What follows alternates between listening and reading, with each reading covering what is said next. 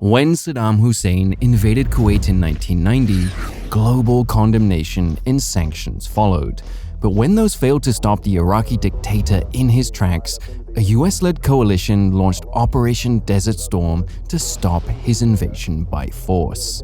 For 6 weeks between January 17th and February 28, 1991, coalition forces descended on Iraq, using devastating air power to shatter Saddam's regime and force him out of Kuwait. The campaign was a success, but it did not come without cost or controversy. Today, on A Day in History, we'll look at the darker side of Desert Storm, at the suffering of innocent civilians caught up in a war they never chose, at the hundreds who died from the coalition's celebrated precision bombs, and the Iraqi troops who died by the hundreds as they tried to retreat. If this sounds interesting to you, then consider subscribing to our channel for more videos like this, and leaving a like to show your support. Before we dive into this story, it's important to recognize how Operation Desert Storm serves as a reminder that narratives are shaped by different lenses. That's especially true in today's chaotic, biased world of news, where gaining critical thinking skills has never been more challenging. And that's why we appreciate Ground News, which sponsors this video so much. Ground News compiles global and local stories across the political spectrum to help you see the full picture and stay informed about biases from both the right and the left. For example, take a look at this story. It's been covered by more than 8 sources. Right away, you can see that 14% of the sources lean left, 29% are in the center, and 57% lean right. This means there's a huge blind spot if you only consume right-leaning media, because you don't have the full picture. We also like to see who owns these news outlets, as it impacts how the story is presented. For this one, 29% of the reporting outlets are owned by independent media, 14% by government, while 28% are owned by media conglomerates. Our favorite Ground News feature is the Blind Spot feed, which allows you to gain insight into stories that are disproportionately covered by one side of the political spectrum or the other. With Ground News, you won't just read the news, you'll understand it. Click the link below for a 40% discount on Ground News. Gain unlimited access to all features and escape algorithm-driven news feeds. And now, let's go back to the origins of our story and see how Desert Storm was launched. Desert Storm launched on January 17, 1991, and was primarily an air campaign. Conscious of the possibility of civilian casualties as their forces descended upon Iraq, coalition forces had a long list of no-fire targets to minimize civilian casualties, which included schools, hospitals, mosques, and historical sites. But the realities of war meant that these places were never 100% safe. US officials pitched it as a new modern war, where sophisticated targeting systems and precision-guided munitions would make collateral damage a thing of the past. Such a promise cared more about favorable media coverage than the reality of waging war in a populated country, and it set an impossibly high moral standard that coalition forces were doomed to miss. These high-flying promises were shattered almost immediately. On the first day of Desert Storm, an airstrike on the Diwania telephone exchange went awry, and the bombs instead hit a hotel and apartment complex nearby, killing 15 civilians. On January 20th, at least 12 people were killed, and 50 houses were damaged in the town of Najaf when bombs again went off target. Similar episodes happened across Iraq almost every day of the war. Missile attacks had no less potential to go wrong either. The US deployed its advanced Tomahawk missile at $2 million a shot, counting on their accuracy and high yield to strike targets in the first 2 weeks of Desert Storm. On February 1st, 6 of these missiles were launched at the Al-Rashid Air Base near Baghdad, where intelligence sources believed Saddam was keeping chemical weapons. Unfortunately, at least one of the missiles went off target and came down in the Karada neighborhood where 18 people, including 7 children, were wounded or killed. It ended up being the last Tomahawk missile attack of the war, as US leadership decided they were too expensive and too unreliable to be appropriate for further use in Iraq. Even as civilian casualties mounted, coalition forces continued to trumpet the benefits of their precision munitions.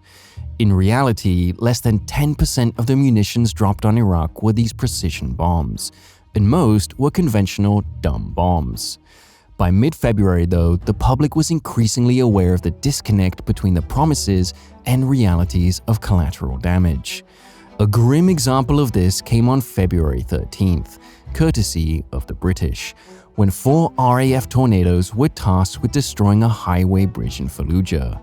But some of their laser-guided bombs went awry and careened into a bustling marketplace. The bombs flattened buildings and left piles of dead and injured. British and US authorities denied that they had launched any attacks in the area for 2 full days. And when they finally did admit it, the British military downplayed the casualty numbers and refused to conduct a proper investigation into the affair.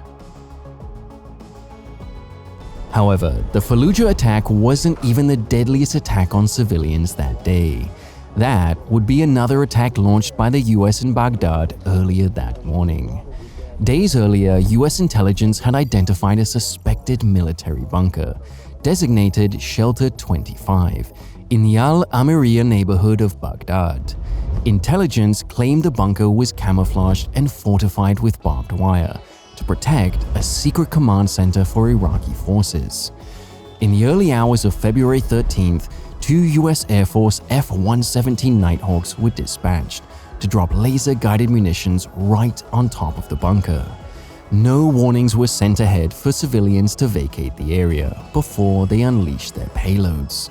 Both bombs scored direct hits, and the pilots returned to base with their mission successful. But the Amiriya bunker had not been a military command center. It was a civilian air raid shelter. The shelter had been open to the public since the war began. With running water, electricity, cooking facilities, and even a working TV and video player, it had become an unofficial community center for the locals. Children would gather to watch American movies in the evenings, escaping the realities of the American bombs battering their country. When the bomb struck, virtually everyone in the bunker was killed instantly. The entire top floor was incinerated, and only those on the bottom floor had even the slimmest chance of survival. One survivor who lost his parents and sisters in the blast only remembered being violently awoken by the force and heat of the blast. In his confusion after the explosion, he reached for his mother in the bed beside him, but in his words, he found only pieces of flesh. Rescuers spent hours trying to pull survivors from the smoldering ruins. The heat of the blast had melted the shelter's doors closed, and fire crews couldn't use water to put out the flames because the heat would instantly turn the water to steam that could kill the survivors.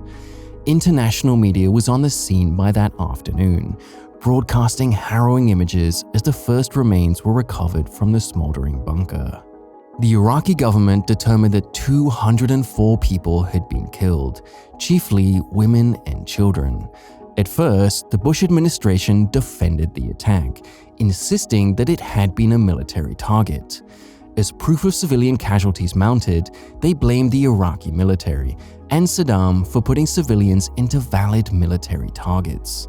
Investigations found no evidence of the supposed command and control center inside the bunker. Ultimately, the civilian deaths were described as an unintended consequence of the war, and there were many, many more of them to come. As part of the war effort, coalition forces attacked the infrastructure of Saddam's regime, especially the electrical grid. To this end, the US employed a mix of specialized graphite bombs to temporarily disrupt electrical equipment and conventional explosives to destroy them. These attacks began immediately in Desert Storm. On January 18th, for example, US aircraft destroyed power stations, generators, and transformers at the Al Abbas Dam near Mosul, plunging the city into darkness. By the end of Desert Storm, 4 of Iraq's 5 hydroelectric dams had been knocked out of operation, and 95% of Iraq's power grid had been destroyed. In 1994, the country's electrical output was comparable to what it had been back in 1920. The US had quite literally bombed them back into a dark age. Naturally, Iraq's civilians bore the brunt of the cost for this destruction. Water purification and distribution in Iraq depended upon electrical systems, as did sanitation and sewage management. As those systems ground to a halt, water shortages became a serious threat. While only 54% of rural Iraqis had running water before the war, it was virtually 100% in the cities, with no ready alternatives for when the water stopped running. By March 1991, Baghdad's water systems were operating at 5% of their pre-war level, and sewage treatment stations were at a virtual standstill, with reports of raw sewage flooding into streets and homes. Water purification was further handicapped by US strikes on chemical plants across the country. According to a WHO report, quote, "The chemical plants which used to supply the main treatment elements, aluminium sulfates and chlorine, have been destroyed by bombing." The US rationale was that these chemicals could have been used for Iraq's elusive chemical weapons program. Food was similarly affected. Before the war, 70% of Iraq's food had been imported, and UN embargoes in the lead-up to Desert Storm had forced a hasty and not entirely successful pivot to domestic food production. Farmers were excused from the military draft, and rationing was imposed, but food insecurity would still be a constant menace during Desert Storm. As always, US bombing did nothing to help matters. In early February, 4 government food warehouses in Diwaniyah were bombed, depriving the city of vital food stores. Warehouses were also hit in other cities like Basra, while food production sites like flour mills were hit elsewhere. A particularly egregious blow to food supplies, at least according to the Iraqis, was the destruction of a large industrial site outside Baghdad on January 21st. The US claimed it was a chemical weapons plant, while the Iraqis said it was producing baby formula. The UN estimated some $500 million worth of damages to food production and stockpiles thanks to Desert Storm.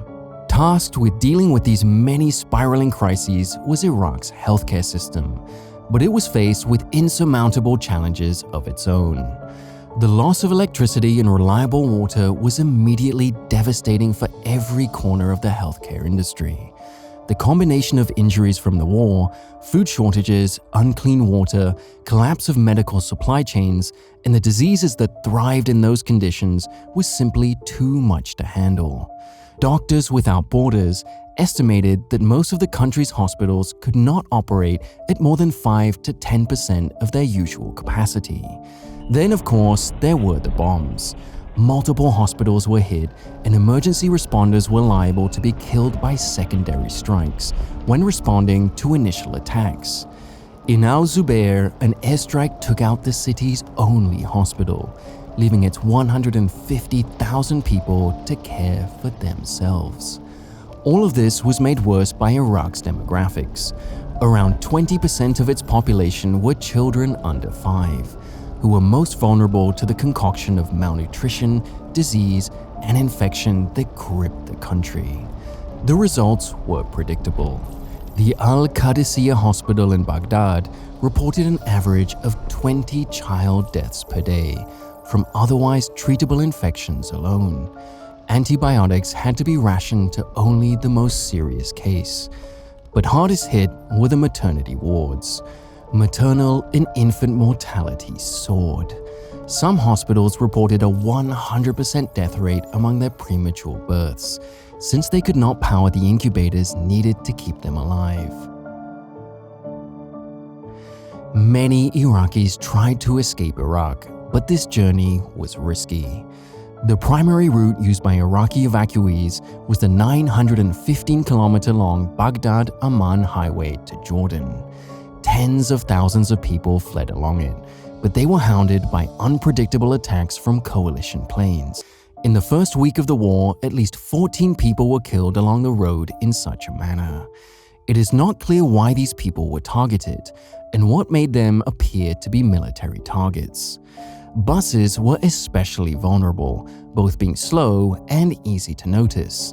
For example, on February 13th, a bus carrying mostly Sudanese evacuees from Iraq was struck by a bomb, killing all 30 or so people on board.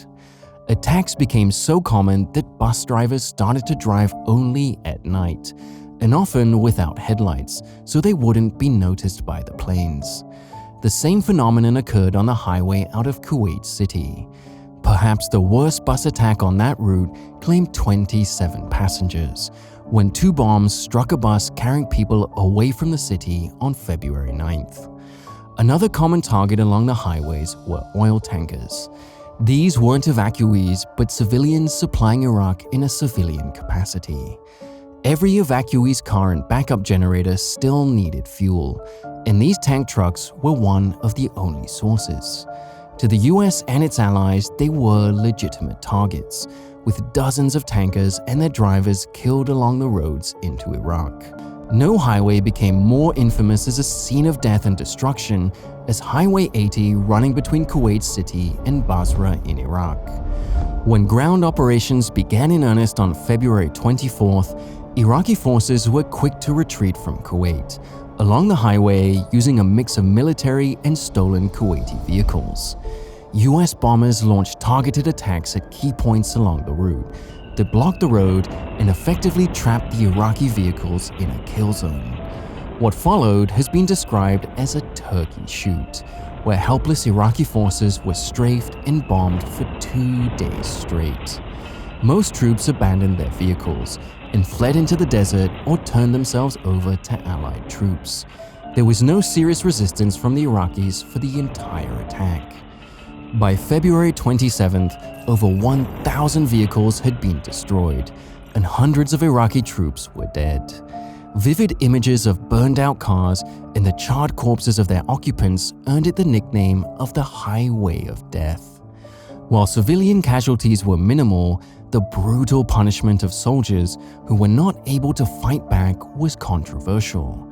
It was a pointless waste of life, especially since a ceasefire was agreed the day after on February 28th, effectively ending the war. However, the same issues were raised again just 2 days later, when another battle broke out in spite of the ceasefire. Yet again, it concerned a convoy of Iraqi troops and disproportionate force used to deal with them. On March 2nd, a column of Iraqi vehicles crossed the Har River near the Rumaila oil fields. Nearby US forces were monitoring them when someone in the Iraqi column fired an RPG in their direction. The US response was swift and thorough.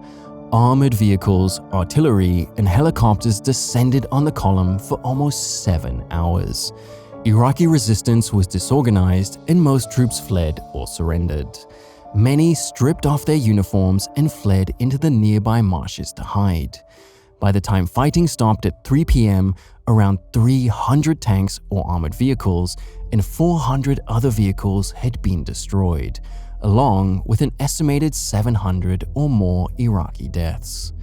The Americans suffered 1 man wounded and lost 2 vehicles to accidents and secondary explosions. There is no doubt that the Iraqis shot first, but the overwhelming response from the US has been criticized as excessive and cruel, taking hundreds of lives that never needed to be taken. For all of its controversy though, Desert Storm was ultimately considered a military success. In 6 weeks, they had ended Saddam's invasion of Kuwait and delivered a decisive military defeat to his regime. It came at an acceptably low cost to coalition forces, who lost just under 300 men compared to tens of thousands of Iraqis. Direct civilian deaths from Desert Storm have been estimated as between 2,000 to 3,500. Proportionally, this was lower than in previous conflicts. According to one study, 1 civilian was killed for every 4 tons of bombs dropped during the Normandy campaign of World War II. 1 died for every 15 tons in Vietnam, and 1 died for every 38 tons in Desert Storm. Clearly, US bombing strategies were causing less collateral over time, but the very real consequences for the thousands of victims was not eased by simple statistics. Nor is the cost easy to measure in death alone. The bridges, hospitals, water treatment systems, power stations, and more destroyed or damaged by Desert Storm would take years to rebuild. And many would argue Iraq had not recovered before a second, far longer US military intervention began in 2003. Despite controversy about the war today, especially in light of the 2003 Iraq War, around 80% of Americans polled after the Amaria bombing still supported Desert Storm. Although a Human Rights Watch report determined that at times, quote, Allied forces fell short of their duty to utilize means and methods of attack to minimize the likelihood of civilian casualties, no one was punished for causing civilian casualties. In 1991, a war crime case by Iraqi civilians against President Bush and other leaders was thrown out of a Belgian court. The defense is that these civilian casualties were an unfortunate but justifiable cost to end Saddam's invasion in Kuwait. Saddam's invasion was certainly brutal and unjustified, but did the suffering inflicted on Iraq go too far? Estimates say around 1,000 civilians were killed by Iraqi forces in Kuwait, about half of the total killed directly by Desert Storm. In their mission to spare some people from suffering, did coalition forces simply inflict even more suffering elsewhere? That is a question that the Iraqi people, Desert Storm veterans, and historians have been wrestling with ever since.